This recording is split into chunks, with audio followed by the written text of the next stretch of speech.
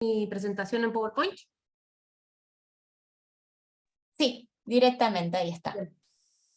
A ver si... No sé, ahí lo están... Lo estamos viendo, sí. Perfecto, bueno, bárbaro. Bueno, para empezar, muchas gracias por la invitación. Tengo medio controlado el tiempo, así que espero no extenderme mucho más. Lo que pensaba hacer hoy es un poco hablar de los cuidados desde el lugar de lo comunitario. Ustedes saben que siempre se habla del triángulo, del diamante, digamos, de los cuidados, de la organización social de los cuidados, que tiene que ver con la distribución de responsabilidades, tareas, cambia históricamente y geográficamente de cada lugar, digamos. Y inclusive en nuestro país ha cambiado mucho el último tiempo, y sobre todo tiempo post pandemia. Y usualmente lo que se suele decir es que hay 3, 4 actores. Uno es el Estado, otros son las familias y el mercado, que se considera como un sector privado, y otro es la comunidad. Yo voy a hablar de este último. Antes de avanzar un poco sobre la caracterización de los cuidados, los cuidados en Mar del Plata, es un poco contarles estas fotos que están ahí, que tienen que ver, yo no sé, seguramente, discúlpenme a la perrita que está ladrando, seguramente se deben haber enterado en Mar del Plata un dispositivo de articulación entre el Estado y la comunidad, y las organizaciones sociales en particular y políticas, las iglesias y la universidad, que en la pandemia se desarrolló, que se llamó Comités Barriales de Emergencia. Les muestro estas fotos porque este fue un gran dispositivo asociado a los cuidados comunitarios, en articulación con el Estado, que ahora existe eran 32, estaban distribuidos en la ciudad, y solamente existe uno en el sur que articulado, digamos, territorialmente, pero después el resto desaparecieron porque efectivamente era un dispositivo pandémico, por decirlo así. Y estas fotos se las muestro porque esto es justamente lo que se disparó.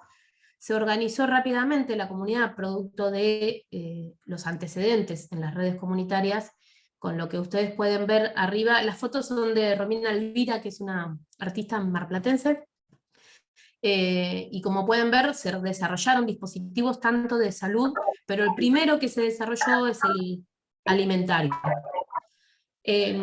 Como ustedes saben, y seguramente mis compañeras que me van a suceder, no quiero entrar en definiciones y en detalles porque me imagino que se seguirá charlando esto. Como saben, los cuidados tienen que ver con todas las actividades, o más bien trabajos, que es lo que queremos instalar, digamos, que son trabajos, asociados a lo que se hace diariamente. Estoy viendo que la mayoría, si bien hay algunos hombres, la mayoría me parece que son mujeres inscriptas, ¿no? Bueno, todas ya sabemos un poco de lo que se trata, los cuidados, digamos, pero tiene que ver con esto, con todos los trabajos asociados a la subsistencia propia y la de los demás. Es decir, tiene que ver con los autocuidados, como también con los cuidados de los demás. Esto incluye cocinar, limpiar, ordenar, hacer las compras, asistir, tanto a los niños como ancianos y personas sin dependencia, pero también a otras personas que tienen la capacidad de autocuidados. Porque básicamente tiene que ver con la organización de la sostenibilidad de la vida. Según en la discusión teórica, ahora no vamos a tener tiempo porque querría avanzar sobre los cuidados comunitarios en Mar del Plata, hay una serie de discusiones en torno a la reproducción social, que fue muy útil como categoría para discutir los cuidados, como trabajo.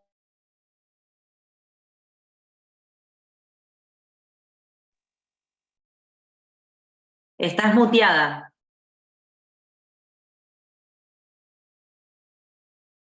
¿Y hasta dónde se me escuchó? No sé por qué se Trabajo. muteó. Bueno, entonces les decía, ¿toda la caracterización del cuidado se escuchó o no? Sí, Bueno, sí. sí, bien. bueno, les contaba que esto tiene que ver con los cuidados en términos generales, lo que les caracterizaba, la discusión en torno a la división entre trabajo reproductivo, productivo. Ahora hay una discusión muy anclada en la sostenibilidad de la vida. Pero tienen siempre los cuidados, cuando uno habla de cuidado, habla de cuidados colectivos. Entonces, ¿de qué se trata cuando uno habla de cuidados comunitarios, ¿no? Si siempre se trata de una actividad que incluye a los otros, no solamente en el nivel de la familia, sino también, como decíamos, con las instituciones públicas, con las privadas, etc. Cuando uno habla de la comunidad en estos términos, habla de todas las tareas o los trabajos de cuidados emprendidas por las organizaciones sociales, las organizaciones políticas muy ancladas territorialmente, y uno podría poner ejemplos como tanto en Argentina muy conocidos, los comedores merenderos, las huertas comunitarias, y todo lo que se organiza alrededor de esto, que es lo que vamos después a analizar, pero también hay centros de infancias comunitarios, jardines comunitarios, cooperativas de cuidado, etcétera, etcétera, que eso también está en el espacio de la comunidad. A ver, voy a avanzar sobre, si me permite. Ahí está. Es interesante también situar, ¿y por qué situar en la discusión del cuidado como trabajo? Y todos los derechos anclados justamente asociada a esta relación social. Porque el trabajo tiene valor social, digamos, valor útil, pero también produce un valor, tiene un impacto sobre la riqueza nacional. No hay muchos datos, excepto las encuestas del tiempo, que fueron producidas en Argentina, en América Latina, entre los años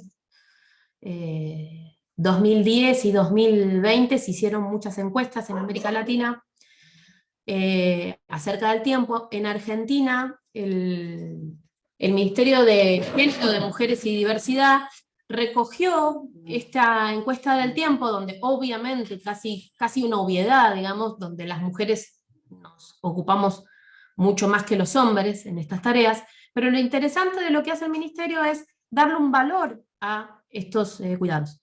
Y entonces el trabajo doméstico y de cuidados es impresionante porque representa el 16% del PIB.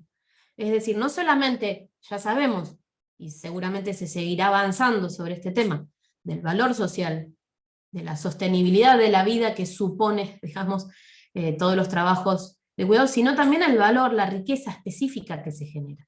El 16% del PIB es la rama más alta, ustedes saben, el PIB es el Producto Bruto Interno, es la riqueza nacional, es la forma de medir la riqueza nacional, a partir de servicios, industria, agricultura. Si uno pusiera este sector, es el sector que más riqueza produce, ¿sí? Y entonces en la distribución vemos que el 75% de esa riqueza las produjeron las mujeres, porque somos las que mayor tiempo llevamos en el trabajo doméstico. Y esto es para América Latina y para el mundo, digamos, la presencia de las mujeres en el trabajo doméstico de cuidados no remunerado y en todos los trabajos asociados a los cuidados, tiene que ver con una serie de nudos estructurantes, variables que supone que impactan y que hacen muy resistente al cambio en torno a la distribución más igualitaria de este trabajo. También se trabajará sobre esto, pero no quiero dejar de enunciarnos para ver la complejidad de la situación en términos de posibilidad de cambios y cambios sociales y generación de derechos en esta materia. Una es la desigualdad socioeconómica y la pobreza, ¿no? Que después de la pandemia se ha profundizado aún más, a pesar del crecimiento económico de la Argentina. Ya sabemos tanto los trabajos asalariados como los no asalariados, lo que incluye la economía popular, los autónomos y demás, pero también la informalidad, que hay una parte de asalariados y no asalariados, han disminuido, o sea, no han crecido en relación con lo que ha crecido la riqueza. Digamos. Esto es un fenómeno también para el mundo, la concentración de la riqueza y la generación de riqueza. Pero también, obviamente, los patrones culturales patriarcales, que hace que la división sexual del trabajo genere injusticias, digamos, hacia las mujeres, ¿no? Ya sabemos, digamos, este espacio de feminismos populares también seguirá trabajando. Pero también otro elemento que es muy importante es la concentración del poder y la jerarquía en el ámbito público y en el ámbito privado, pero sobre todo en el ámbito público, que obstaculiza o impone ciertas pautas de generación de políticas públicas. Otro elemento que me parece que es importante que tenemos que tener en cuenta, y voy avanzando, esto es una encuesta que hicimos nosotros en Mar del Plata, en el contexto de pandemia, lo hicimos en el año 2020 y en el 2021, para ver justamente cómo se incrementaban las tareas de cuidado en el hogar, digamos, hacia el interior del hogar. Todavía no estamos hablando del trabajo específicamente comunitario. Y vemos que tenemos, digamos, no solamente está feminizado, sino que cuando los hombres comparten, o sea, cuando los hombres sí están a cargo de los cuidados de los niños y de los niños, de los adolescentes o de algún otro adulto del hogar, en su mayoría comparten con otras personas del hogar esos trabajos, mientras que las mujeres en general tienden a no compartir las tareas de cuidado. Y en general suelen ser la madre sola o acompañada la principal responsable de los trabajos de cuidados hacia el interior del hogar. En particular, por ejemplo, como fue en la pandemia, con una tarea muy específica que nos generó mucha presión a las mujeres, que tuvo que ver con que las tareas escolares se realizaban en el hogar en conjunto con la escuela, no es que la escuela dejó de funcionar, pero se realizaban en conjunto con el hogar. Y en ese caso, las madres solas o acompañadas, pero en gran parte solas, se encargaban de estas tareas. Ahora bien, lo que les quiero mostrar aquí, en estos gráficos, digamos, es cómo, a pesar de la enorme presión de este sector, que es la familia, en torno a los cuidados, no obstante sigue existiendo una estrategia comunitaria muy presente en la Argentina, que tiene que ver con justamente el desarrollo de lo territorial, el desarrollo de las organizaciones, pero también de las instituciones públicas en el territorio. Cuando se pregunta, por ejemplo, en la situación de pandemia, si se recibió, ahora vamos a hablar estrictamente de alimentos. ¿Por qué alimentos? Voy a hablar porque fue justamente una de las emergencias muy importantes en el contexto de pandemia, en torno a los cuidados. Bueno, un 34% de la población recibió ayuda de alguna organización, en particular para recibir alimentos, y como vemos acá, el 18% asistieron a un comedor o un merendero. Esto es una encuesta realizada en todo Mar del Plata, con una representación de todos los CBEs de Mar del Plata. El 55% recibió de una escuela, jardín, o alguna salita, digamos, de una institución pública a nivel territorial, y otro 18% lo recibió de partidos políticos, sindicatos, iglesias, es decir, que la estrategia comunitaria está muy presente. Después vemos cómo otras estrategias complementarias, como se ve en el cuadro de abajo, la huerta familiar estuvo muy, muy presente, pero también otras como la huerta comunitaria, la participación en organizaciones sociales, en los comedores, etcétera, etcétera. Lo que sí también quiero mencionar, que en esta estrategia alimentaria, de asistencia alimentaria, de cuidados en ese sentido, la tarjeta alimentar fue muy importante en torno al Estado, y es el principal, digamos, gasto social que tiene el Estado en torno a los alimentos. Ahora bien, en la situación de pandemia, lo que generó, afianzó, y no se logró, digamos, en la situación post-pandémica, es que se territorializaron aún más los cuidados, sobre todo en los aspectos alimentarios, que estamos hablando de la emergencia alimentaria. Piensen que los datos en la pandemia eran mucho mayores. Acá les puse, los comedores alimentan 10 millones de personas, y en gran parte infancias y adolescencias, y esto es una situación actual. En la pandemia este número era aún más alto. Acá ustedes pueden ver, esto es, les digo porque la mayoría me imagino que son marplatenses, esto es una huerta muy, muy grande que hay que se desarrolló justamente en la pandemia en Batam, que se llama Nehuenche, y justamente una de las características de los comedores es que, así como justamente la cocina se desarrolla por mujeres en los hogares, también en los comedores y merenderos se desarrollan en los hogares de las mujeres, porque no hay, aún, a pesar de que sean de organizaciones sociales, de sociedades de fomento, de redes vecinales, son las mujeres que ponen sus propias cocinas para alimentar a la población circundante. Acá se puede ver la cantidad de cocineras en esta casa particular que proveía de una cantidad y sigue proveyendo una cantidad de alimentos impresionante. Entonces ahora vemos la importancia de este, digamos, trabajo comunitario. Por ejemplo, el problema es que nosotros no tenemos en Argentina, si bien con la OIT se reconoció estos trabajos como efectivamente trabajos, digamos, y que se recomienda medir, no tenemos mediciones sistemáticas para todo el país, digamos, ¿no? Por ejemplo, del INDEC o de la EPH, digamos, ¿no? Entonces, lo que tenemos es encuestas, o por ejemplo, el Registro Nacional de Trabajadores y Trabajadoras de la Economía Popular, que es el más masivo de todos, y que, pero es autoimplementado, o sea que no es representativo. No sé si me explico estos datos, pero aún así podría alcanzar a más personas este registro sociocomunitario de trabajadores y trabajadoras de la economía popular. Lo que vemos es que este registro está dividido en ramas.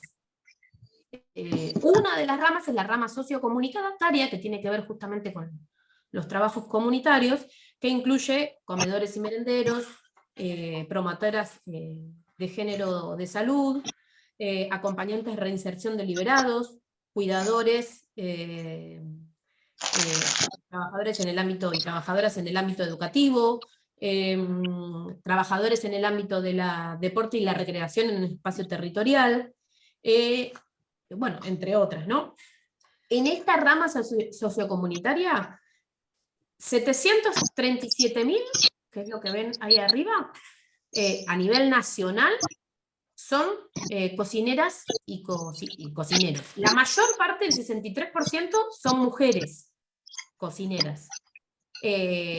Y representa, imagínense que el RENATEP son casi 3 millones de personas.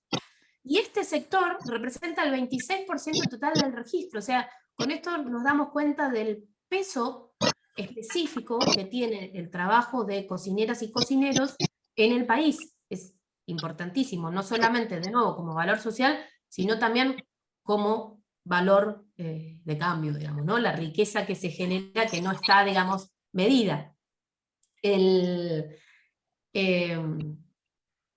Esto también es interesante.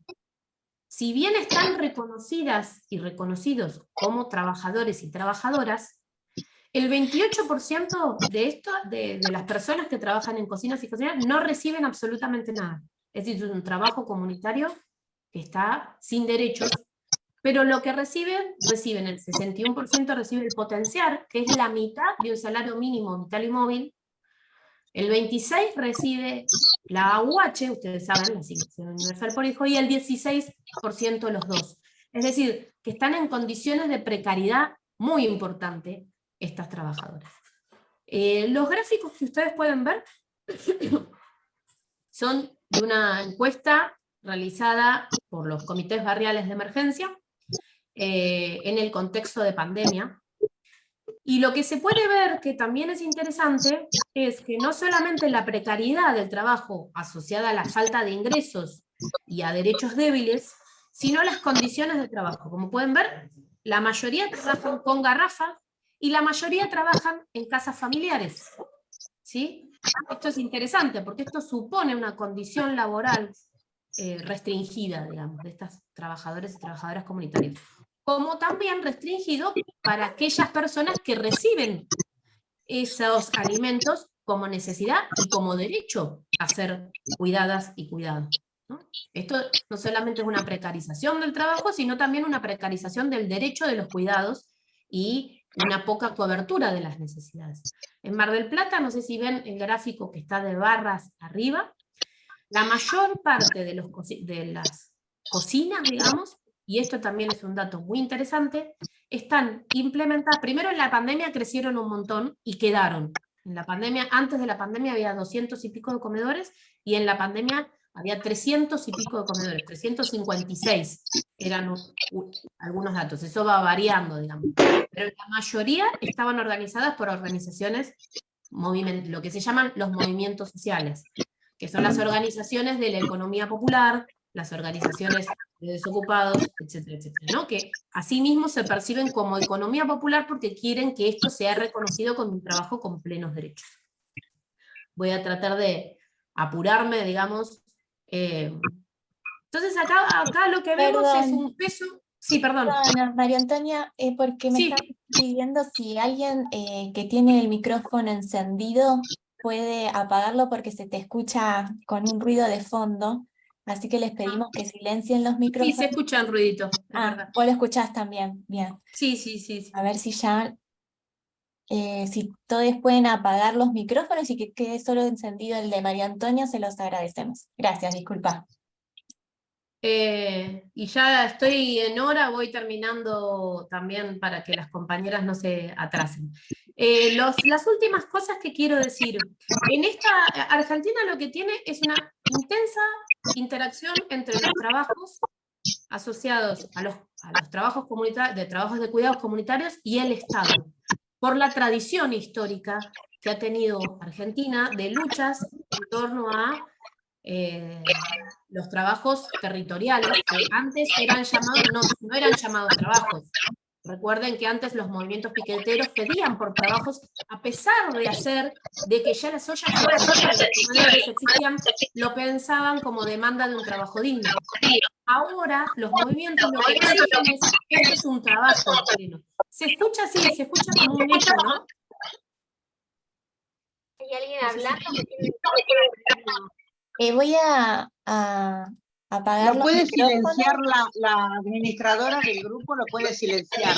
Sí, ahí silencio a todos, pero te vas a silenciar vos, María Antonia, así que vos te volvés a activar, ¿sí? Perfecto.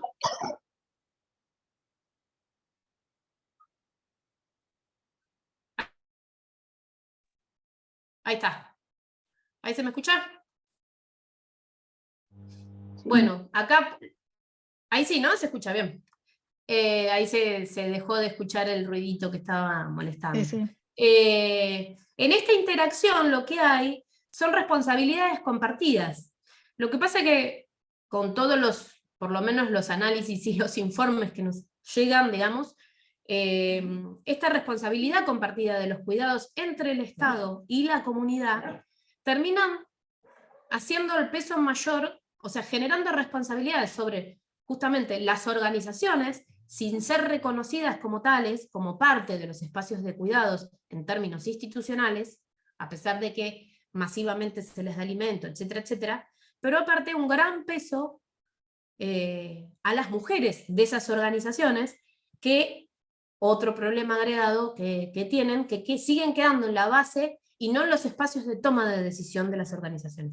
Esto en los últimos años ha cambiado, gracias también a la organización de grandes centrales de trabajadores como la UTEP, de la economía popular, que han tomado la decisión política de ir generando un equilibrio en los espacios de toma de decisiones donde haya mujeres y varones más equilibrados.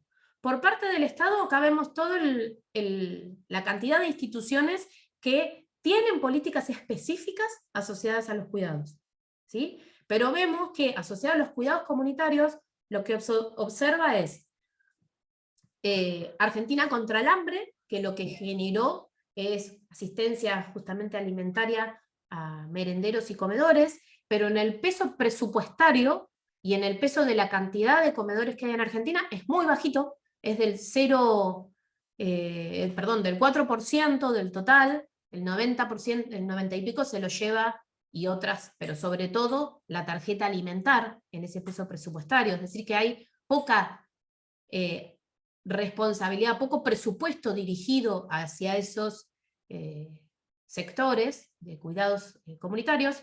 Está el mapa federal del cuidado, o sea, en términos de información se generaron algunos dispositivos en los últimos años, gracias a la creación del ministerio, que está el mapa federal de cuidado, se generó el RENACOM, que es el Registro Nacional de Comedores, pero está bastante inactivo, digamos, registra mucho menos que lo que sigue, que es el RENATEP. Eso permite dar un diagnóstico de situación de estas trabajadores y de estos derechos, digamos, cómo se desarrollan estos derechos en el espacio comunitario. Y lo que existe es, como forma de generar un ingreso para estos sectores, es el potenciar trabajo, la ley Ramona, que se suspendió porque fue durante un año, y ahora voy a contar un poquito, y la UH.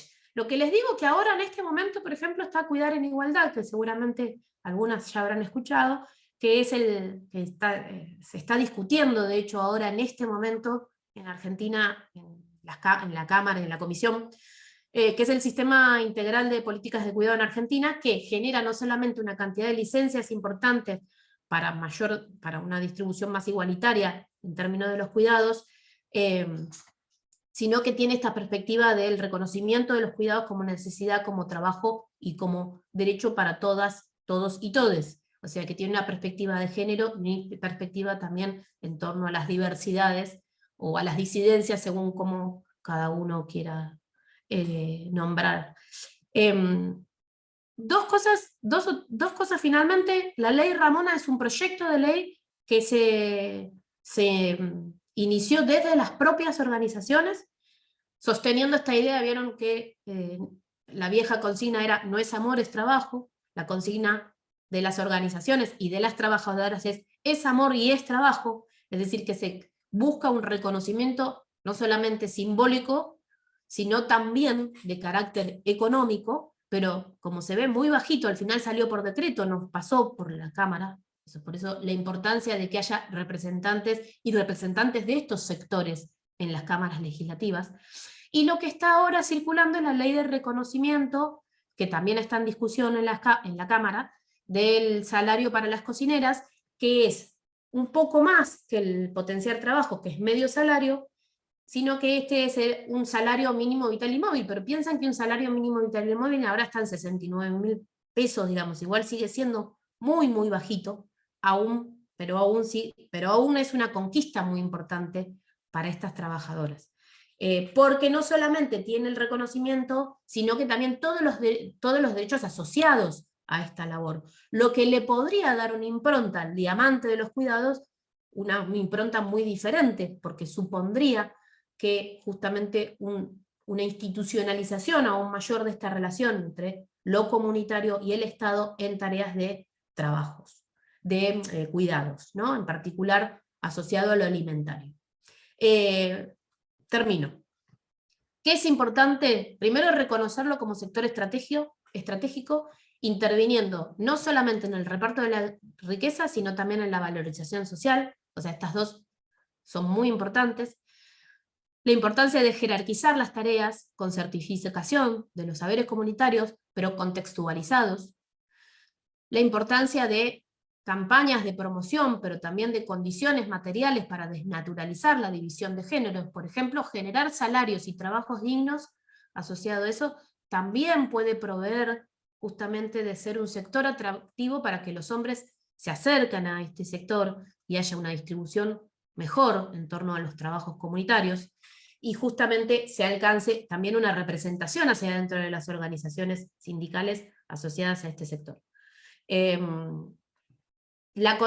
clave la consolidación de esta triple perspectiva entre el cuidado como necesidad, como derecho y como trabajo. Es decir, mejorar la calidad de estas trabajadoras también tiene que ver con mejorar el derecho al cuidado y mejorar las condiciones de esa necesidad, que es específica en Argentina. Consolidar a la economía popular como trabajo y su articulación histórica con el Estado. Consolidar instituciones que superen a los cambios de gobierno. Esto supone un pleno reconocimiento gremial de las organizaciones, un acceso a los cargos públicos y a las organizaciones, y una gran discusión colectiva y social de todo, transversalizada, digamos, no solamente de nosotras como militantes feministas populares, sino también del conjunto de los partidos políticos y las organizaciones sindicales, que ponga en discusión esta organización social de los cuidados y ponga en tensión la distribución de lo público a lo privado y de los cuidados en relación a esta idea de la reproducción y producción. Bueno, muchas gracias. Creo que me excedí un poco, discúlpenme, y la saludo. Muchas gracias, María Antonia. Bueno, ahora vamos a continuar con Romina Cutuli, que es docente de nuestra facultad. ¿No iba otra compañera primero? Como quieran. Me parece que había otra compañera que se tenía que ir. No, Delfina Gininone de ELA, como se tenía que ir antes y comenzamos atrasadas, no va a participar, pide disculpas, pero tenía otro compromiso, así que seguimos con vos, Romina. Listo, está ¿Sí? bien. Bien. Dale. Bueno, y Romina, bueno, es directora de grupos de extensión, participa en investigación, y bueno, si querés presentarte vos, que también es una docente que viene trabajando la temática. Te dejo, así no te robo tiempo y aprovechamos. Dale. Hay otra pantalla compartida. Si pueden terminar de compartir, así A ver, me queda libre. ahí está. Bien, gracias. Bueno, buenas tardes. Muchísimas gracias por la invitación. En continuidad con lo que plantea Antonia, quería recuperar algunas cuestiones que ella sugirió en torno al valor de los cuidados no remunerados y también de las tensiones en torno al reconocimiento económico de esos cuidados. Por un lado, el reconocimiento económico en términos simbólicos, que es lo que planteó al principio, esa traducción monetaria que se hace como mecanismo de visibilización, pero que no implica una retribución efectiva a los sujetos que realizan ese trabajo, y también la disputa política de demandar el reconocimiento económico, que son dos procesos que están asociados. Pero yéndonos un poquito más atrás en el tiempo, no solamente en el tiempo histórico de la trayectoria de los trabajadores y trabajadoras, sino también en el tiempo histórico de la producción del conocimiento en torno a los cuidados, lo primero que necesitamos recordar y apuntar es que la producción de conocimiento en torno a este universo es relativamente reciente en las ciencias sociales, que durante gran cantidad de tiempo el mundo de la provisión de cuidados y de lo doméstico ha sido excluido de las ciencias sociales porque el concepto, en primer lugar, el concepto de trabajo era un concepto claramente asociado a lo mercantil, entonces todo lo que estaba excluido del mercado estaba excluido de esta mirada, y un aporte sustancial de la economía feminista fue justamente disputar la relevancia social de estas actividades que son sustanciales para sostener la vida y también para reproducir la riqueza, pero si bien como estrategia política esto último ha sido sustancial, prefiero no concentrarme solamente en esta función social, en la de la reproducción de la riqueza, que existe, pero no es la única. Y eso ha producido una serie de conocimientos que son relativamente recientes si los miramos en una clave histórica de más largo plazo. Porque la gran pregunta en términos históricos, cuando las mujeres, sobre todo en la segunda mitad del siglo XX, cuando la participación de las mujeres en el mercado de trabajo comienza a crecer, es cuáles eran las razones que explicaban las desigualdades de género, y si bien al interior de los mercados de trabajo existen lógicas que nos permiten explicar estas desigualdades, no alcanzaban para explicarlas. Podemos hablar de los procesos de segregación horizontal y vertical en el mercado de trabajo, es decir, estos procesos que en términos horizontales concentran a la mayor parte de las mujeres en unas pocas ramas de actividad, y no es casual que estas pocas ramas de actividad son ramas de actividad asociadas a los cuidados, cuyos procesos de profesionalización estuvieron asociados a orígenes donde las fronteras entre lo remunerado y lo no remunerado fueron difusas, el espacio que nos reúne entre el trabajo social es una de esas profesiones, y han tenido devenires disímiles y están en distintas instancias en cuanto a su reconocimiento y profesionalización. Pero alrededor de un 70% de las mujeres que realizan trabajo remunerado se insertan en estos segmentos del mercado de trabajo, de los cuales, al menos hasta antes de la pandemia, el más numeroso era el sector de casas particulares, todo el vinculado a los cuidados remunerados y el trabajo doméstico realizado para otros hogares. Y también el que alcanzaba, y sigue alcanzando, un índice casi del 100% de feminización, donde la participación de varones es casi anecdótica y excepcional. Y también tenemos dentro del mundo del trabajo remunerado una segregación vertical, es decir, los procesos que dificultan a las mujeres el ascenso en las carreras laborales y achatan la pirámide estando sobre representadas las mujeres en los segmentos de menor jerarquía y por lo tanto también de menores ingresos. Pero parece que esto pasa al interior del mundo de lo productivo y remunerado, y lo que ocurre en los hogares sería un asunto que no tiene nada que ver. La economía feminista, entre otras cosas, lo que procuraba era visibilizar la asociación entre uno y otro proceso y establecer una asociación de tal modo que lo que se demandara era una justicia distributiva de género en términos de esa riqueza que es igualmente distribuida, porque nuestro acceso al mercado de trabajo y por lo tanto a la riqueza no es equivalente al de los trabajadores varones, y por otra parte también una justicia distributiva en términos de este universo de la provisión de cuidados no remunerados.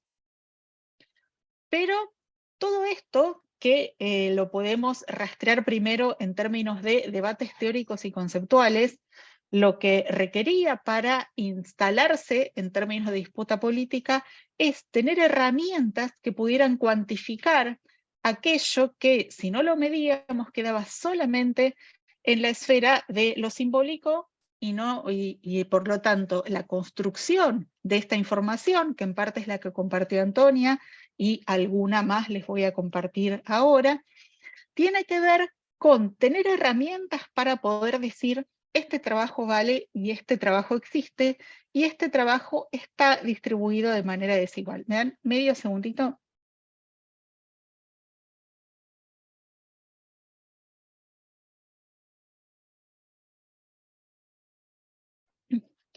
Bueno, entonces lo que quería compartir primero es cómo se construye esa información muy brevemente, para luego compartir la más reciente y actualizada, que es la de las encuestas de uso del tiempo. Ahora sí, voy a compartir pantalla.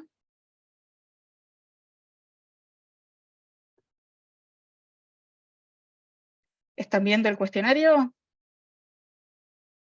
Sí, Romina, se ve. Bien. Las encuestas de uso del tiempo surgen como un modo de abrir ese universo que podríamos denominar de caja negra, que era todo este mundo de lo doméstico y no remunerado, porque sobre el mercado de trabajo teníamos muchísima información, pero lo que hacía la gente cuando salía de sus trabajos sabíamos poco, y además por la historia y por el momento histórico en que fue construida la estadística laboral, todo aquello que no se asociaba con el mundo del trabajo asalariado quedaba bastante invisibilizado de la estadística, y de hecho lo podemos identificar esto a partir de los propios conceptos que utilizamos. Cuando hablamos de población económicamente inactiva, lo que tenemos es todo un universo que dejamos excluido prácticamente de nuestra observación cuando estudiamos el mundo del trabajo, porque la mirada más tradicional que las propias ciencias sociales utilizaban cuando tenían como objeto de estudio el trabajo era: bueno, lo que miramos es la población económicamente activa, y la población económicamente inactiva no es nuestro asunto porque no contribuye en nada aquí. Lo que vienen a proponer estas perspectivas es que esto que históricamente hemos construido conceptualmente como inactividad incluye una serie de funciones que son sustanciales para la vida, y que están distribuidas de manera muy desigual en términos de género, y además que eso constituye un factor clave para comprender cuáles son las persistentes desigualdades entre mujeres y varones en el mercado de trabajo. Esas desigualdades de género entonces no se explicaban solamente al interior de lo que sucede en los mercados de trabajo, sino que lo que pasa en los hogares tiene mucho para decir respecto a lo que condiciona las trayectorias laborales de unos y otros sujetos. Entonces, para eso era necesario construir instrumentos que pudieran cuantificar qué era lo que pasaba en esos hogares. Las encuestas de uso del tiempo son uno de esos instrumentos, y la forma que han tomado en Argentina es la del diario de tareas, que permite, como voy a mostrar aquí, el cuerpo central, perdón, ahí les paso. Lo que permite mostrar es las actividades que se realizan en cada segmento de tiempo en un lapso de 24 horas, y además lo que permite registrar, y quedaba totalmente invisibilizado por otro tipo de registros estadísticos, es algo que nos va a resultar muy familiar a todas las personas que alguna vez hemos realizado trabajo doméstico de cuidados, que es la simultaneidad. La simultaneidad se registra a partir de la posibilidad de identificar en un mismo segmento horario más de una actividad, por una cuestión de limitaciones y de que por algún lado en las investigaciones siempre hay que recortar. Esta simultaneidad se registra en hasta 3 tareas, y lo que permite este registro de simultaneidades es establecer 2 sumas de tiempo. El tiempo horario que nos ocupan las actividades, pero también el tiempo en acumulación con simultaneidad, que puede llegar a dar un tiempo que es mucho mayor que el horario, y que hace que nuestro día, cuando habitualmente son mujeres las que mayoritariamente dicen necesitaría un día de 48 horas, bueno, esto es lo que permite reflejar es que esos días de hecho existen, porque son incontables las ocasiones en que se están haciendo varias tareas en simultáneo, lo cual en algunos sectores se ha intensificado además en escenario de pandemia y pospandemia, por las formas que impuso tanto la Organización Social del Cuidado, con la restricción del humilde aporte que el Estado hace al cuidado en este escenario, y con la concentración de buena parte de las actividades productivas también en los hogares.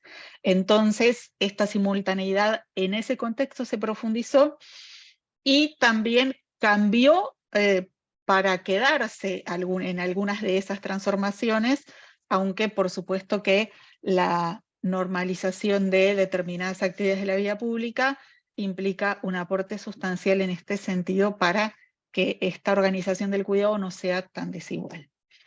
Ahora bien, con este registro, lo que es significativo ver, y ahora voy a compartir otra pantalla, es qué es lo que nos dicen estas encuestas de uso del tiempo respecto de cómo efectivamente se distribuye el trabajo remunerado y no remunerado en términos de género. Porque en algunos escenarios resulta todavía bastante arduo enfrentarse al escepticismo que implica narrar este tipo de desigualdad. Se desconfía de la producción estadística, se desconfía hasta de el propio dato, y se duda que efectivamente esta desigualdad sea tan intensa.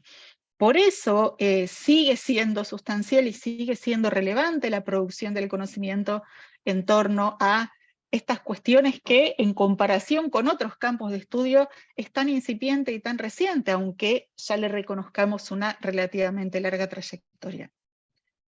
Y entonces, estos datos lo que nos muestran es que en términos de el trabajo en la ocupación, esta columna derecha, que era lo que hasta hace muy pocos años era lo único que miramos en el mercado de trabajo, ¿qué nos decía? Las mujeres trabajan menos, porque su participación en el mercado es menor en porcentaje, y porque la cantidad de horas promedio que venden su fuerza de trabajo en el mercado es menor. Sin embargo, incorporar este otro universo transforma totalmente el panorama porque miramos que la tasa de participación de los varones en estas actividades es mucho más baja que la de las mujeres. La de las mujeres, la participación es de 91,7% y la de los varones de 75,1%, pero además la participación de las mujeres en el trabajo no remunerado casi llega a duplicar a la de los varones, mientras que no ocurre lo mismo a la inversa en el trabajo en la ocupación. En el mundo del trabajo remunerado, los varones no trabajan el doble de horas que las mujeres. Tienen mayoritariamente una carga horaria superior, pero esa diferencia no es tan significativa como la que podemos visualizar en términos de el trabajo no remunerado. Hay otros condicionantes interseccionales que intensifican aún más estas desigualdades.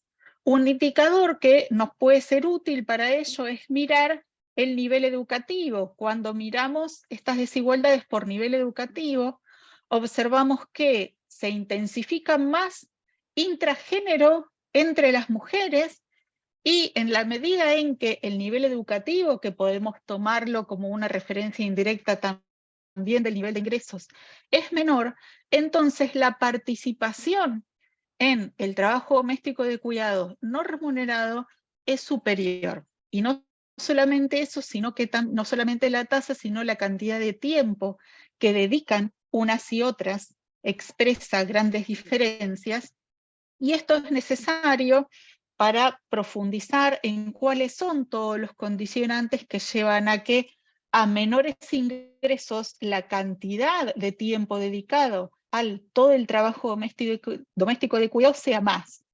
Y aquí es fundamental detenerse en cuáles son los factores que inciden en esta desigualdad. Por un lado, las cuestiones vinculadas con el acceso a la mercantilización.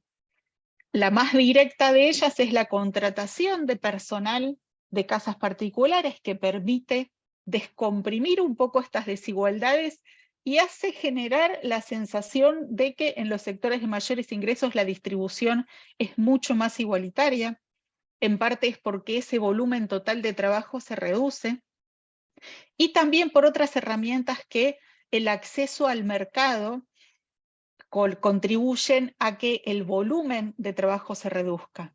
Pensemos en la cantidad de tiempo que implica buscar precios para proveer al hogar de alimentos si tengo un presupuesto muy ajustado, a la diferencia de comprar indiferente a los precios de manera digital, que es mucho más cómodo y nos insume menos tiempo, en la cantidad de tiempo que implica la provisión de los cuidados y el trabajo doméstico con situaciones deficitarias de algunos servicios básicos, si no tengo garantizado el acceso al agua potable, si no tengo garantizado el acceso a la electricidad, a gas natural, todas provisiones de servicios que en determinados sectores sociales están tan naturalizadas que ni se registra que cumplan un papel relevante y permiten reducir de manera muy significativa la carga del tiempo de cuidado. Y cuando no están, lo que ocurre es que sobrecargan de tiempo de trabajo mayoritariamente a las mujeres. Aquí lo que tenemos es lo que les mencionaba, esta diferencia no solamente en términos de participación, sino de tiempo, con una diferencia mucho más significativa entre las mujeres que entre los varones. La cantidad de tiempo que dedican parece no hacer la diferencia en términos de ingreso, y esto es mucho más intenso, sí. Hay un dato que no compartí, pero les comento. Si observamos algo que en términos de estas desigualdades es muy sustancial si lo pensamos como derecho, que es el acceso al tiempo libre. Si miramos las desigualdades intragénero, cruzadas con desigualdades socioeconómicas, en términos del acceso al tiempo libre, lo que vemos como resultado es que las mujeres de mayores ingresos duplican en disponibilidad de tiempo libre a las de menores ingresos. En cambio, entre los varones, la cantidad de tiempo libre que disponen los de mayores y menores ingresos tiene una diferencia solamente de 10 minutos. Y seguramente al interior de lo que realizan unos y otros, haya muchas diferencias y las actividades que desarrollan con ese tiempo libre no son las mismas, pero lo disponen. En cambio, para las mujeres la pobreza económica se traduce también en una pobreza de tiempo, porque la sobrecarga de trabajo se intensifica a menores ingresos y a menor acceso a los servicios públicos.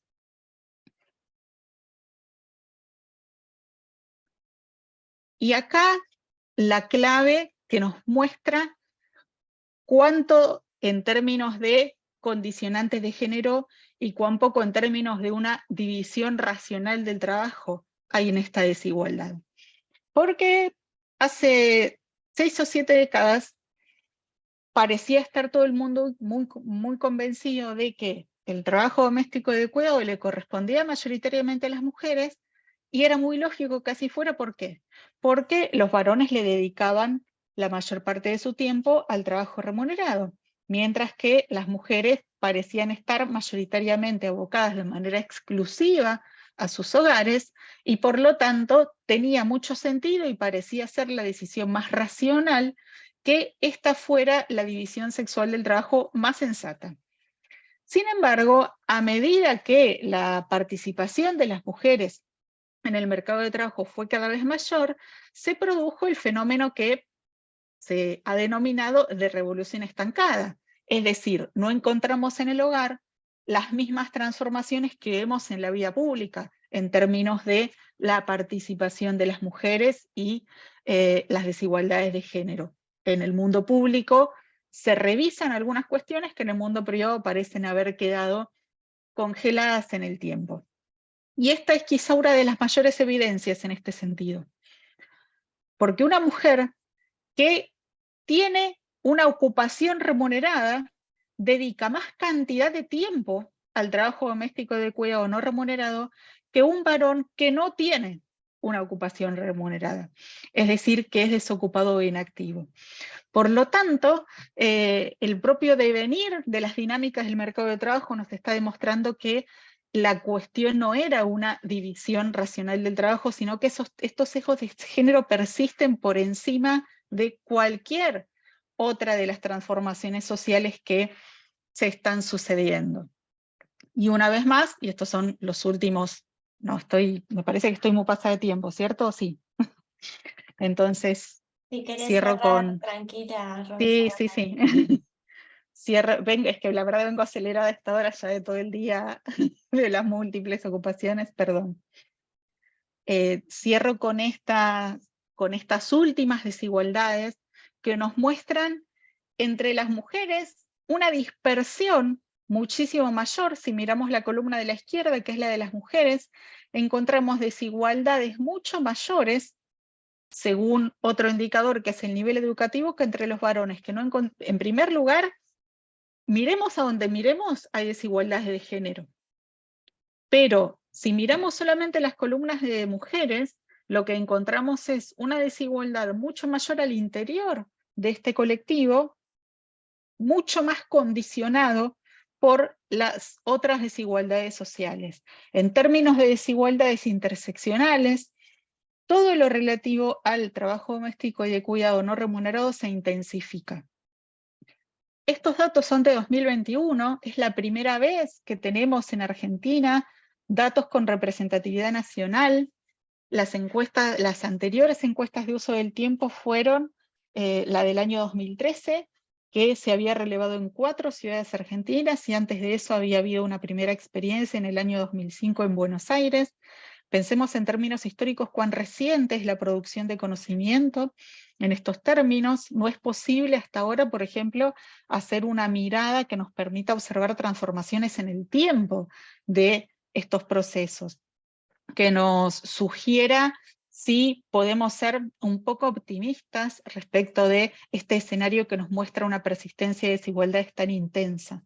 Un dato que, el último, porque hablé de expectativas optimistas y les voy a tirar una pesimista, es que si nosotros miramos recortadas por grupos de edad estas desigualdades, alguien podría tener la esperanza de, bueno, pero las nuevas generaciones se comportan diferente, vienen con otro chip, pero lo que encontramos es que en la franja de 14 a 29 años, los más jóvenes, las desigualdades son mucho más intensas que en la de 60 o más. El matrimonio de jubilados tiene una distribución del trabajo doméstico de cuidado menos desigual que la de los jóvenes de 14 a 29. Y esto lo que nos da la pauta es que entonces esas desigualdades se explican bastante por la intensidad que pueden tener los cuidados en esta etapa, muy asociada también a lo más intensivo del ciclo reproductivo, y que aún persisten estas desigualdades de género y nos queda todavía mucho por recorrer en términos de políticas públicas. Antonia mencionó el proyecto Cuidar en Igualdad, y esperemos que reciba un tratamiento la mayor parte del proyecto. Entiendo que ahora se iba a fragmentar su tratamiento para que sea factible que algo de ello se apruebe, pero bueno, no queda, le dedicaremos otro espacio a trabajar con ese proyecto. No menciona nada respecto de derechos laborales y cuidado, eso vendrá para otro capítulo.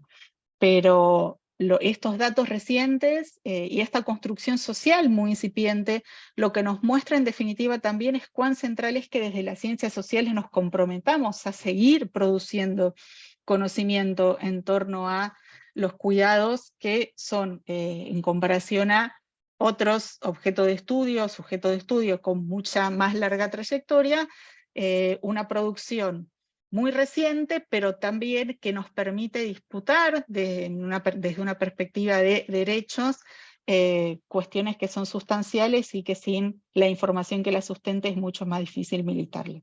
Bueno, muchas gracias y disculpas por mi cansancio que se tradujo en apuro. Gracias. Muchas gracias, Romina. Gracias, no, estuvo perfecta tu parte, así que quédate tranquila que a pesar del cansancio, estuvo genial. Bueno, ahora vamos a la tercera invitada, que es Julieta Campana, que es magíster en políticas públicas de Flaxo, doctora en ciencias sociales de la UBA y becaria doctoral de CONICET, que bueno, también está invitada. ¿Estás por ahí, Julieta? Acá estoy. Bien, bueno, ¿Cómo bienvenida. están? Y bueno, luego de tu exposición abrimos un ratito para el intercambio, así que te doy la palabra. Buenísimo. Bueno, primero muchas gracias por la invitación y por la organización de este encuentro. Voy a compartir pantalla y me avisan a ver si se ve bien. Voy a ver si lo puedo poner más grande.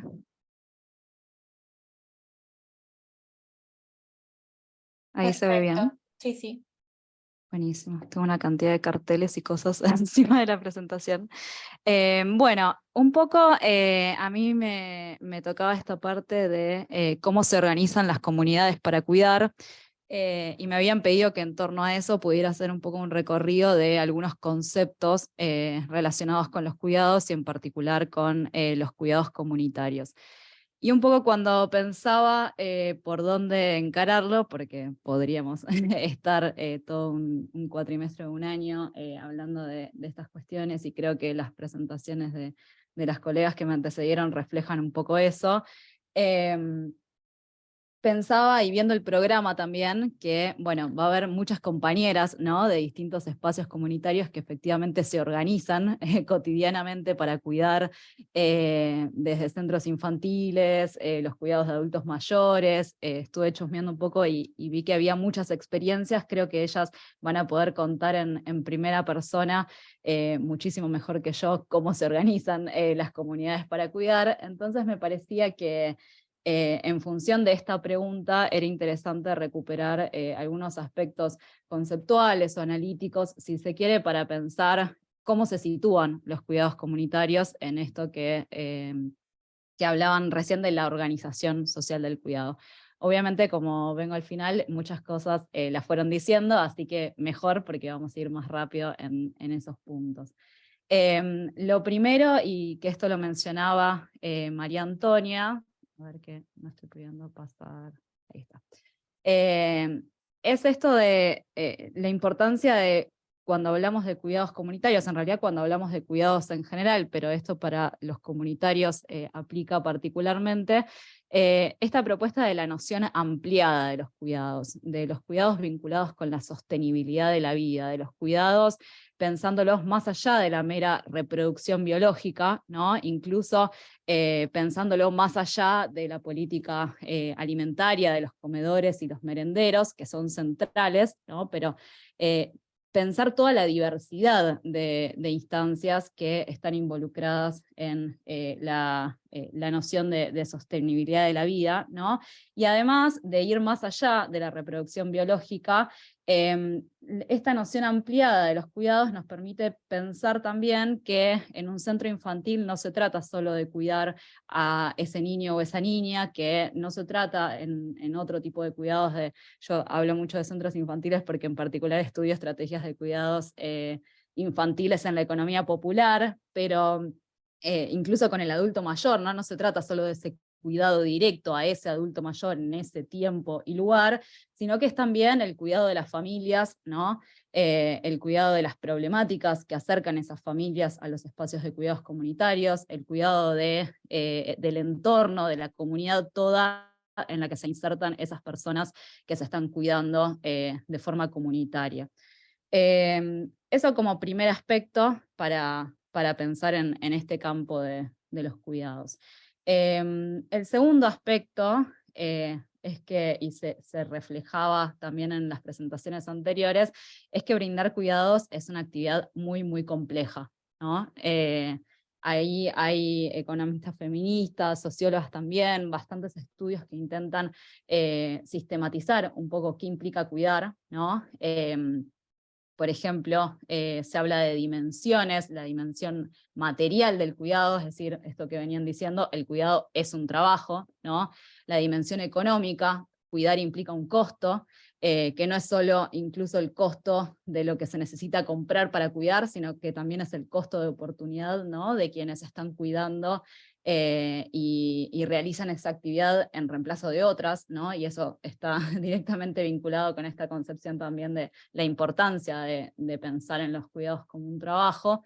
Y la dimensión psicológica, que es quizás la que antes más se visibilizaba, ¿no? Esto de, bueno, es amor y es cuidados, bueno, ese vínculo afectivo, emotivo que efectivamente está involucrado en las tareas de cuidados. Pérez Orozco, Maya Pérez Orozco, una economista feminista, también habla de tareas que implican los cuidados.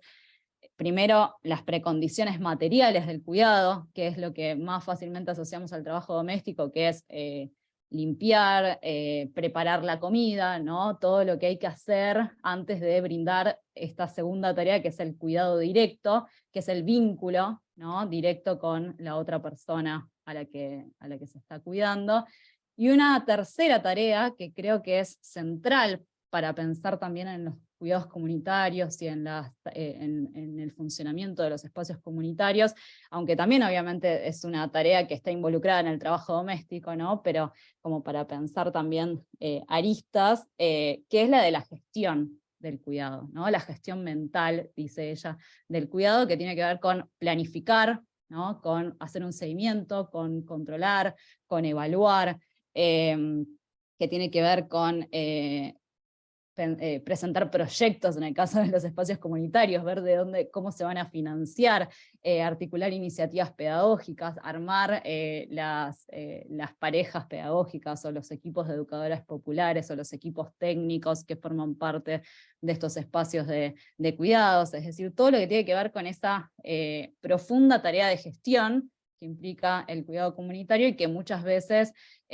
aparece muy invisibilizado, si se quiere, ¿no?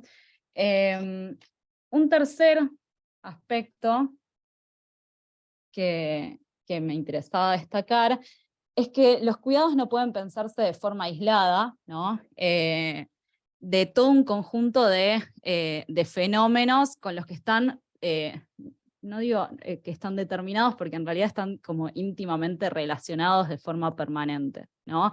Que tienen que ver con las relaciones de género, que tienen que ver con las desigualdades de género que existen, que tienen que ver con la economía, que tienen que ver con el mundo del trabajo, como bien exponía Romina recién, que tiene que ver con la pobreza, ¿no?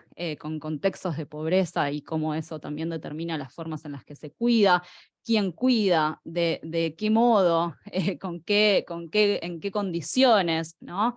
Y también los cuidados en relación con las políticas públicas, ¿no? No solo las políticas públicas a las que se accede, ¿no? Con los que esos espacios de cuidados se relacionan, sino también cómo esas políticas a la vez y de forma retroactiva determinan o van instalando determinadas formas de cuidar en los espacios comunitarios. Entonces la importancia de este enfoque más relacional, ¿no? De no pensar el cuidado de forma aislada, sino poder complejizarlo a través de estas múltiples relaciones que operan profundamente en los territorios. Y eso nos lleva a un cuarto aspecto, que esto es una síntesis de, en realidad, muchas cosas que se estuvieron diciendo en las intervenciones previas, de que los cuidados comunitarios de alguna forma se inscriben en una estructura, en un sistema de múltiples desigualdades, ¿no? Desigualdades de género, desigualdades que son entre hombres y mujeres, pero también que son de familias en diferentes situaciones socioeconómicas y de mujeres en diferentes situaciones socioeconómicas. No se cuida igual, digamos, y con las mismas estrategias en una familia de clase media alta, ¿no? Con esto lo comentaba un poco Romina recién, con un empleo formal, con acceso al sistema de seguridad social, con un acceso a un sistema de licencias para cuidar, ¿no? De cobertura de salud, de jubilación cuando se entran en la edad adulta, con ingresos, además un nivel de ingresos que permiten acceder muchas veces a cuidados pagos, ¿no? Poder pagar el maternal privado, contratar una niñera, contratar una trabajadora de casas particulares, ¿no? No es lo mismo cuidar de ese modo y garantizar los cuidados del hogar de ese modo que en hogares, por ejemplo, donde no se alcanza la canasta básica total, en hogares que se encuentran por debajo de la línea de pobreza, en hogares que se encuentran en situación de vulnerabilidad social. Ahí Romina esto también lo decía, el tema del uso del tiempo, ¿no? No se usa igual el tiempo en un hogar con servicios de red, ¿no? De gas, agua, electricidad, que cuando, incluso en hogares que tienen una cocina, algo que a veces naturalizamos, pero bueno, no es tan normal, ¿no? O no le pasa a todos, ¿no? Que tengan una cocina equipada con conexión directa al gas o a la electricidad, ¿no? Entonces no se cuida igual en esos hogares que cuando hay que juntar el agua en baldes de la calle porque el agua no llega al interior de los hogares, que cuando la electricidad se comparte entre muchos hogares, ¿no? Entonces están todos conectados una larga y eso genera obviamente problemas, los electrodomésticos se queman, se usan además, bueno, esto ya tiene que ver con los costos del cuidado en estos hogares, pero se usan electrodomésticos que no son los A++++, ¿no? Los que ahorran energía, sino que son electrodomésticos muchas veces viejos, entonces eso consume más electricidad en hogares en situación de vulneración socioeconómica y eso aumenta incluso los costos, ¿no? Se van sumando cuestiones. No se cocina igual cuando se tiene, no sé, un horno que cuando la cocina tiene que ser a leña, ¿no? Con todo lo que implica en términos de tiempos, pero también de las consecuencias que eso tiene, del uso del cuerpo para cuidar, que es muy diferenciado, ¿no? Entonces, las desigualdades en términos de los cuidados no solo son hombres y mujeres, sino que cuando vemos, ¿no? La composición socioeconómica de los hogares, vemos que hay brechas que son muy importantes, y ahora vamos a ver un poco por qué esto es tan relevante en el espacio comunitario.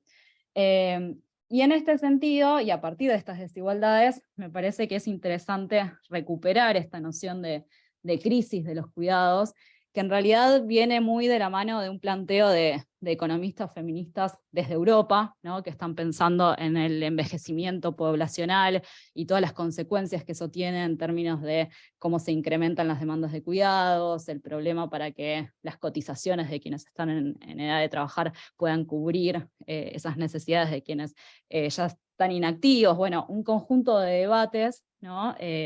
Pero muy vinculado a ese envejecimiento poblacional, Y creo que en Argentina y en América Latina esa crisis tiene una particularidad, esa crisis de los cuidados tiene una particularidad que tiene que ver con la crisis del trabajo formal, asalariado, tradicional, que tiene que ver con la economía popular, que tiene que ver con la economía informal, que tiene que ver con los trabajadores que aún trabajando y mucho son pobres, ¿no? Se encuentran por debajo de la línea de pobreza, este fenómeno del working poor que ahora está muy en debate, que tiene que ver con el trabajo sin derechos, ¿no? Y esas condiciones de este nuevo mundo del trabajo generan necesidades de cuidados específicas, ¿no? En las infancias generan necesidades de cuidados específicas para los adultos, ¿no? Que tienen que resolver cómo, en contextos de vulneración socioeconómica, insertarse laboralmente en actividades que generen ingresos y a la vez resolver las necesidades de cuidados al interior de los hogares, ¿no? Y genera después incluso también consecuencias en términos de los cuidados, en realidad, de la vida, ¿no? De adultos mayores que llegan también después de estas trayectorias vinculadas con la exclusión del mundo del trabajo, del mercado de trabajo tanto formal como informal, excluidos también de ese sistema de protección social, de seguridad social, que en Argentina está muy vinculado con el empleo formal, ¿no? Entonces creo que hay ahí algo para pensar, ¿no? También en esta relación que traía Romina de trabajo y cuidados. Y entonces, como quinto aspecto, como para situar, bueno, qué pasa con estas desigualdades en términos del acceso a bienes e infraestructuras de cuidados, aparece el tema de los actores, que María Antonia lo mencionaba un poco al inicio de su presentación, los actores que intervienen en la provisión de cuidados, ¿no? Y un poco la pregunta que yo pensaba es, bueno, ¿por qué el espacio comunitario es tan importante en nuestros países, ¿no? Hace poco participé de una reunión con una colega de España que trabajaba el tema de cuidados en adultos mayores, y mi pregunta, por mi interés de la investigación, fue, bueno, ¿cuál es el rol, ¿no? de los espacios comunitarios en relación con ese tema? Y me decía, bueno, el sector comunitario en realidad no hay tal sector comunitario, ¿no? En todo caso tiene que ver con algunas organizaciones que operan en el territorio, pero muy articulados con políticas estatales, ¿no? Más allá de este caso concreto, porque hay muchos otros en los que sí hay un espacio comunitario, sí la relevancia del sector comunitario de cuidados en nuestros países es un elemento, ¿no? Saliente de la forma en la que nos organizamos. Y en este sentido, como decía María Antonia, las economistas feministas hablan de organización social del cuidado para mostrar este diamante de actores entre los que se distribuyen las responsabilidades. Muchas veces, y en la mayoría de los casos, no es que se distribuyen de forma armoniosa, sino que se distribuyen de forma conflictiva y con tensiones, ¿no? Y Argentina y América Latina lo que encontramos es, por un lado, un déficit en la oferta pública estatal. Por otro lado, una imposibilidad, como decíamos recién, de que esos cuidados puedan, en realidad una imposibilidad de amplios sectores de la población, ¿no? De que esos cuidados puedan ser pagados, ¿no? A través de cuidados en el mercado, la provisión privada sería. Y además una importante familiarización de los cuidados, ¿no? En nuestro país y en la región todavía la familia es un actor fundamental de este diamante. Y por otra parte, un protagonismo del espacio comunitario, de las organizaciones sociales y comunitarias que proveen cuidados y que de algún modo surgen, ¿no? Como respuesta al panorama anterior de crisis de los cuidados que caracterizábamos, y que este actor comunitario se ha constituido en un sector estructural, ¿no? Ya no es un actor coyuntural, porque en algún momento los espacios comunitarios de cuidados surgieron muy vinculados con los momentos de crisis, ¿no?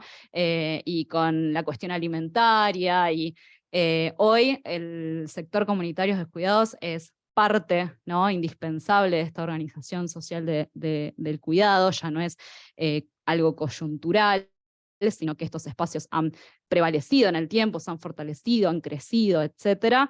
Y además es un sector importante en términos de que tiene un amplio alcance, ¿no? Aún cuando, tema aparte, deberíamos hacer un paréntesis, la dificultad o la ausencia de datos, ¿no? Sobre la provisión comunitaria de cuidados, que bien mencionaba María Antonia, hay que ir rastreando algunos estudios, algunas estadísticas, algunos registros que nos puedan dar pistas, ¿no? Pero en términos de cuál es la demanda que satisfacen, cuál es no sé, las listas de espera que tienen estos espacios, cuántas trabajadoras están trabajando ahí, cuántas reciben algún tipo de remuneración y cuántas no, en qué casos, en cuántos casos esa remuneración proviene de programas sociales, cuáles son las características de quienes asisten a esos espacios de cuidados. Bueno, es casi mi sueño en esta vida que pueda existir un registro, un efectivo,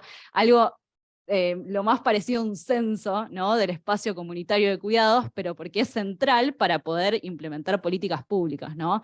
Como decía Romina, tener datos, y esos datos en el espacio comunitario se empiezan a volver difusos o macro, ¿no? Pero después cuando empezamos a meternos tenemos poca información. Bueno, y en este diamante las familias y fundamentalmente las mujeres de sectores populares, ¿no? Tejen estrategias de cuidados diversas y complejas y sofisticadas estrategias de cuidado, buscando distribuir las responsabilidades entre todos estos actores de forma tal de poder insertarse en actividades laborales que les generen ingresos, ¿no? A veces lo logran, otras no, y en ese caso tenemos una reproducción de esa familiarización del cuidado. Y hay que destacar que además muchas veces los espacios comunitarios, la creación de espacios comunitarios de cuidados surge de la propia iniciativa y acción de esas mujeres, ¿no? De los sectores populares que, buscando resolver las necesidades de cuidados, crean espacios comunitarios, ¿no? Crean, gestionan, sostienen y desarrollan espacios comunitarios. Bien, esto en relación con los actores. Y para cerrar, acá voy a ir sí muy rápido porque muchas de estas cosas ya las fueron mencionando. Algunas características de los cuidados comunitarios para pensar, ¿no? En estos espacios. Decíamos, bueno, los espacios de cuidados comunitarios aparecen en los sectores populares, ¿no? En los sectores socioeconómicamente vulnerables como condición de posibilidad casi de la sostenibilidad de la vida. Además son cuidados que son colectivos y ahí aparecen diversas formas organizativas que María Antonia las mencionaba, desde jardines, cooperativas, digamos, pero incluso en el RENATEP, cuando en el Registro Nacional de Trabajadoras de la Economía Popular, que ya mencionaba, aparece algo que para mí es novedoso, que es que cuando uno ve la economía popular, la mayor parte de la economía popular es individual, es una economía popular dispersa, individual, familiar. Cuando uno lo desagrega por ramas, todas las ramas de trabajo en la economía popular son mayormente individuales, dispersas, y cuando uno ve la rama sociocomunitaria, casi toda la rama sociocomunitaria realiza sus actividades de forma colectiva, al menos en algún tipo de organización con otros y otras. Creo que ahí hay una característica, ¿no? del trabajo de cuidados comunitario que es interesante para pensar.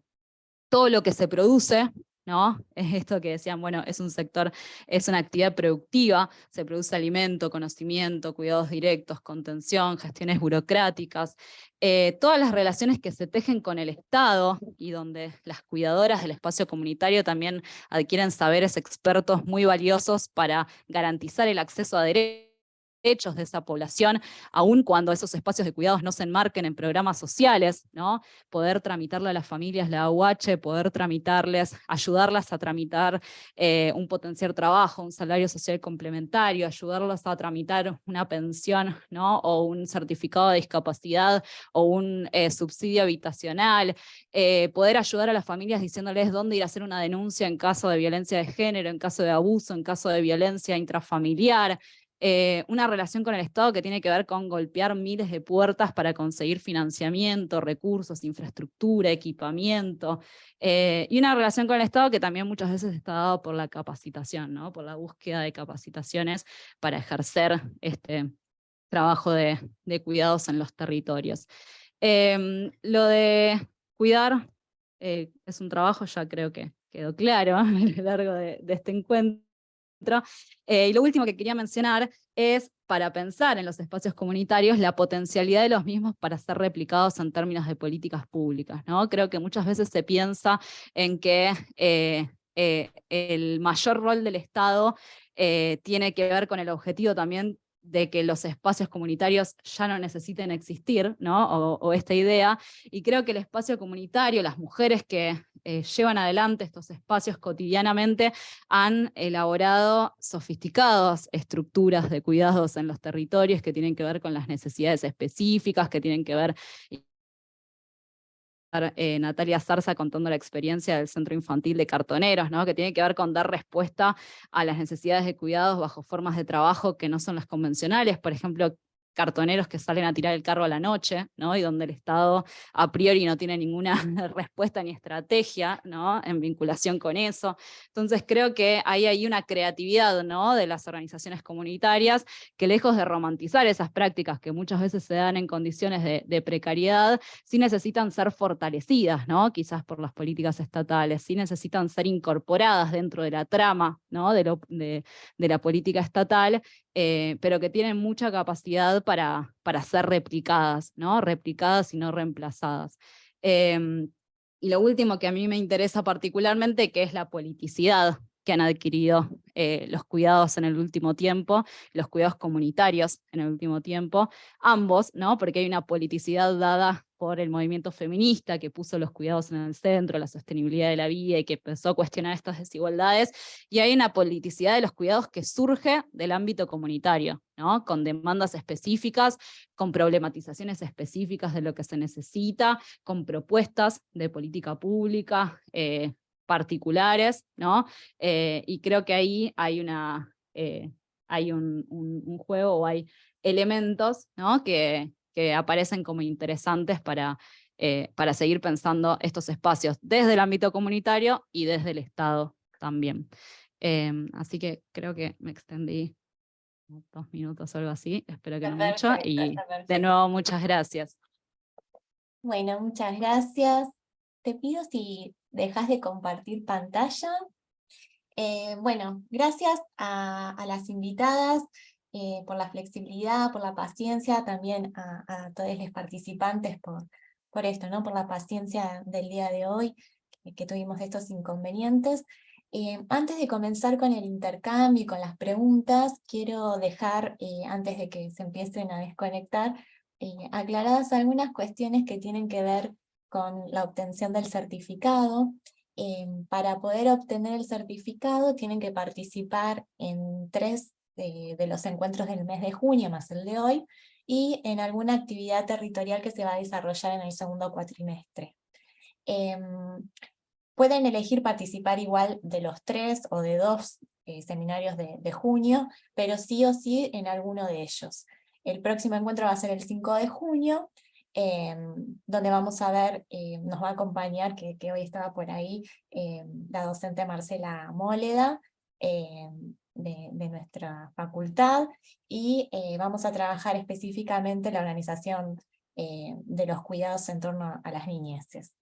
Les pido que estuvimos pasando ahí por el chat el link de asistencia, que es importante que lo completen con la mayor claridad posible, porque van a recibir el certificado por la vía mail, y que por ahí también van a recibir, digamos, el próximo link de Zoom, que esperemos que no tengamos todos estos problemas que tuvimos hoy. Y bueno, y también comentarles que este encuentro y los que siguen tienen un correlato con lo que es la Escuela de Feminismos Populares, que esta es su 3ª edición, y en esta 3ª edición quisimos darle una importancia también a los cuidados, y en particular, bueno, en función también de las distintas actividades de extensión que venimos realizando en distintos barrios de nuestra ciudad, el reconocimiento también, ¿no?, de las experiencias territoriales en relación a esta temática, y también poder darle una mirada interdisciplinar con los saberes de nuestras 3 carreras, ¿no? De la facultad de enfermería, de trabajo social y de terapia ocupacional, justamente promoviendo este diálogo de saberes interdisciplinario, pero a la vez también este diálogo entre saberes académicos y las experiencias territoriales que, como decía recién Julieta, todas estas experiencias van construyendo saberes expertos, ¿no? Saberes muy valiosos, y la idea es que en este diálogo podamos pensar nuevas líneas de acción, construir redes y también tener una formación con esta mirada crítica y territorial. Bueno, dicho esto, vamos a abrir ahora sí el momento de intercambio. Pueden levantar la mano o escribir en el chat y vamos haciendo las preguntas a las compañeras invitadas.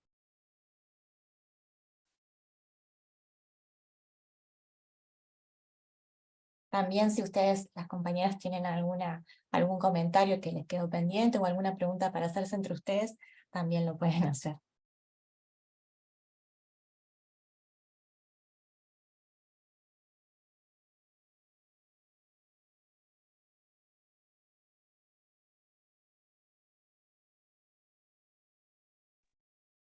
Bueno, mientras alguien reacciona, lo Gracias, primero que Rumi. quería compartir, les comenté que lo que dejé allí es la calculadora de cuidados, que es una herramienta que funciona de manera semejante a los registros de uso del tiempo, pero que nos permite hacer una visualización tanto individual como familiar o colectiva. Es una herramienta interesante para utilizar en algún espacio comunitario o de formación colectiva y hacer el experimento teórico de ver cuánto tiempo dedica cada quien a estas tareas. Y lo que hace este tipo de herramienta es algún tipo de traducción monetaria, que tiene sus enormes limitaciones, pero que nos permite visualizar lo que de algún modo podría representar cuánto dinero implicaría el reemplazo monetario de esas tareas, que en el caso de la calculadora de cuidados se realiza con la referencia del salario de convenio del sector de casas particulares. Les invito a explorar un poquito esa herramienta y compartirla y divulgarla, que es eso, sobre todo una experiencia teórica como para compartir y socializar cómo funcionan estas desigualdades a nivel más micro. Genial, gracias, Romina. Bueno, a ver si alguien se anima a romper el hielo y hacer alguna reflexión o pregunta a las compañeras invitadas. Ahora vamos a copiar de nuevo el link por si no lo vieron de la calculadora que nos compartió Romina. Ahí estoy copiando.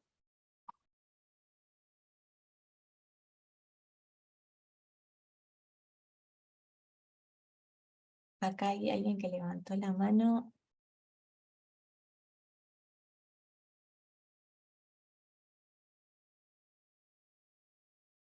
No sé ni nada. Rebeca, la veo ahí con la mano Rebeca. levantada. Hola, ¿cómo Ahí estás? Vea. ¿Me escucha? Perfecto, gracias, Rebeca. Ah, buenísimo, bueno, la verdad es que muy, muy lindo el encuentro. Bueno, también soy colega, trabajadora social de La Rioja, me desempeño en los espacios comunitarios, soy la secretaria de una fundación que tiene mucho trabajo territorial, y por ahí, teniendo en cuenta, ¿no?, que las experiencias que fueron relatando son, entiendo, sistematizaciones de acciones, actividades y proyectos realizadas en espacios comunitarios de Mar del Plata. Preguntarles por ahí cómo se vinculan con las organizaciones del Estado, ¿no? Teniendo en cuenta que es uno de los roles principales dentro del trabajo social. ¿Por qué? Porque por ahí a nosotros desde la Fundación nos cuesta bastante la articulación con el área, por ejemplo, de salud del Estado, ¿no? Los que son los centros de atención primaria y demás. Por ahí hay otras áreas como Ministerio de Desarrollo Social, con la cual se articula de una manera más fluida, pero otras cuesta un poco más. Entonces, preguntarles cómo es su realidad en torno a eso.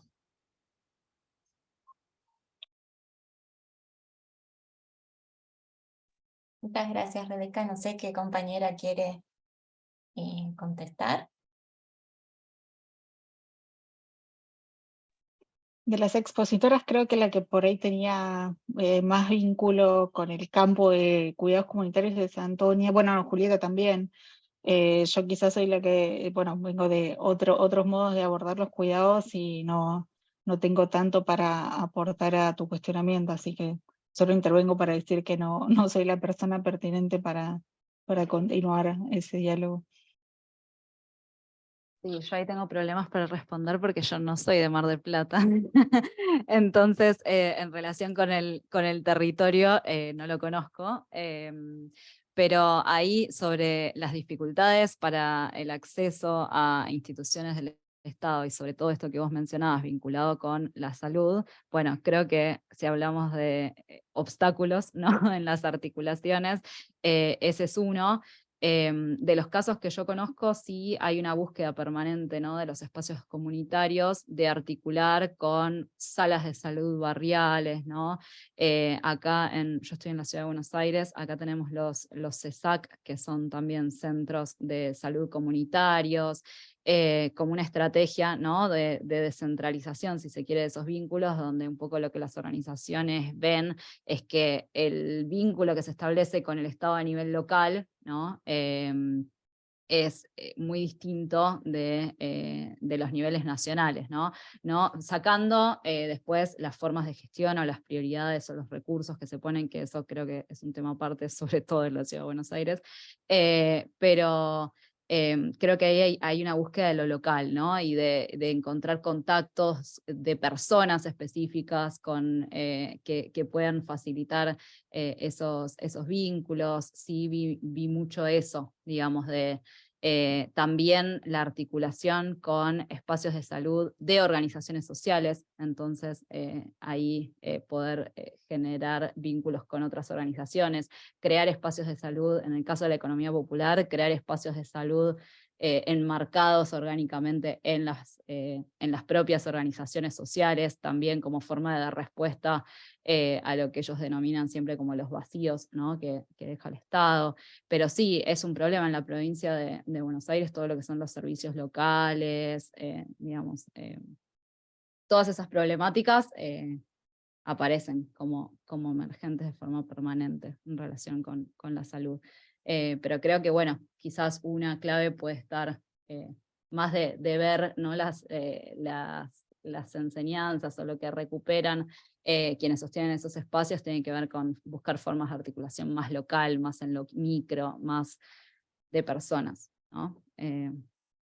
Y después no abandonar el desafío de poder construir articulaciones más amplias y poder generar desde la política pública respuestas que efectivamente lleguen, pero ese doble juego. No sé si respondió, pero un poco contar lo que fui viendo en las experiencias. Gracias, Julieta. Después, en uno de los el tercer encuentro que vamos a tener en el mes de junio, van a participar compañeras que son parte de una iniciativa de promotoras de salud en uno de los barrios de Mar del Plata, así que te invito, Rebeca, a que puedas participar de este encuentro, ya que te interesa. Y justo Antonia se tuvo que ir antes, así que eres la que estaba más embebida en este encuentro en cuestiones locales, pero bueno, te invito a que en el último de los 3 encuentros de junio participes, que ahí vamos a tener un enfoque más desde enfermería y desde enfermería comunitaria. Bien, ¿alguien más quiere hacer alguna pregunta, alguna reflexión?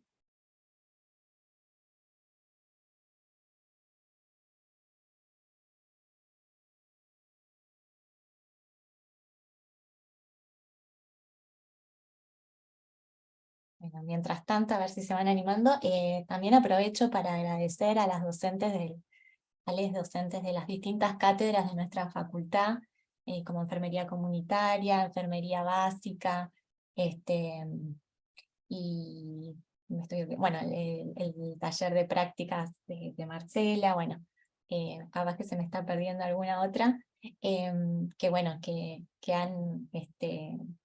se han puesto a disposición para la articulación con esta Escuela de Feminismos Populares, y nos parece muy importante poder profundizar las funciones sustantivas de nuestra universidad, y bueno, justamente poder aportar también a esta integración de las experiencias territoriales y de la extensión en las currículas de las distintas cátedras. Así que gracias, que estoy viendo que hay algunas docentes también conectadas, y quería dejar también mencionado eso.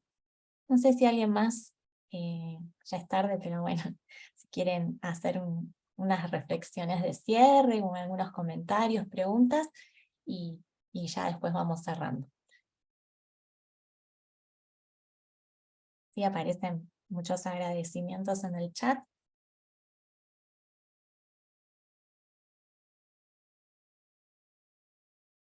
Bueno, lo que vamos a hacer entonces es darle un espacio de despedida para las dos compañeras invitadas que quedaron. Así que si querés arrancar, Romina, y después Julieta, y después ya cerramos Bueno, el encuentro. solo ya hablé mucho, no voy a arrancar de nuevo con otra cosa, prometo.